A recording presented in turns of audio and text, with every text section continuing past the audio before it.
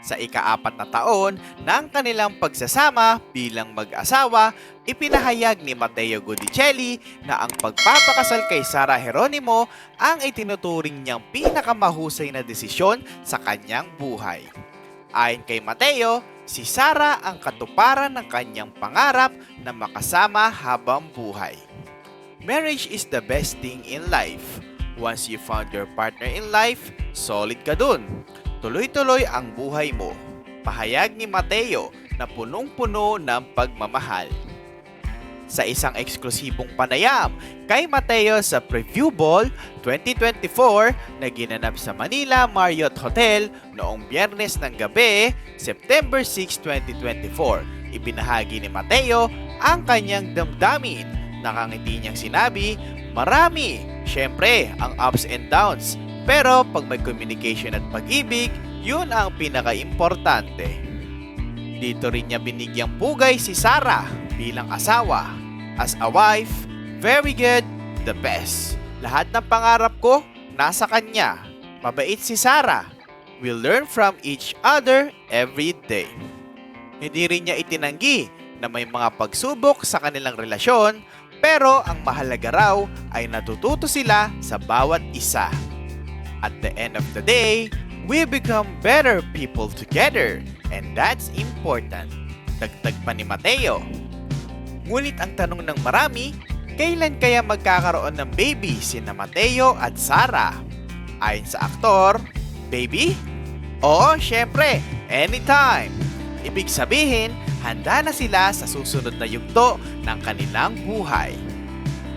Samantala, maraming tagahanga ang nakapansin sa pagiging madalas na absent ni Matteo sa unang hirit, ang Morning Public Affairs Program ng GMA7, kung saan isa siya sa regular na host. Ipinaliwanag ni Matteo na ito ay dahil sa dami ng kanilang trabaho at mga proyekto, lalo na ang regional concert tour nila ni Sara sa Mati, Davao Oriental.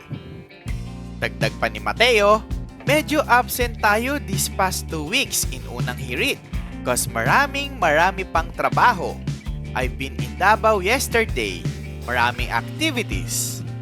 Ngunit kahit abala, tiniyak ni Matteo na tuloy-tuloy pa rin ang kanyang commitment sa GMA Public Affairs. We're planning different things with Sara. We'll see next year. Pero tuloy-tuloy pa rin with GMA Public Affairs for unang hirit every day. We are planning other things, so it's exciting.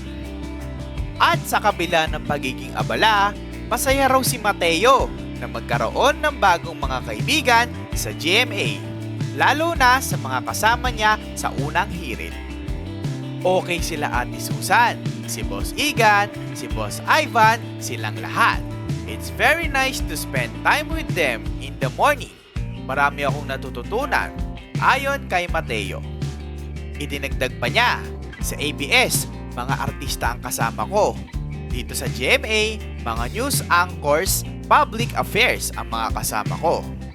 Ngayon, ano kaya ang mga plano ni Matteo at Sara sa 2025? Abangan natin yan at check na magiging exciting ang kanilang mga bagong proyekto. At para sa ating mga sumusubaybay, tuloy-tuloy lang ang balitaan dito sa Kita Kits Showbiz Channel, kung saan palaging fresh at legit ang mga showbiz updates. Maraming salamat sa inyong suporta. Huwag kalimutang i-like, mag-subscribe at i-click ang notification bell para lagi kayong updated sa ating latest uploads. See you again sa next video dito sa Kita Kits Showbiz.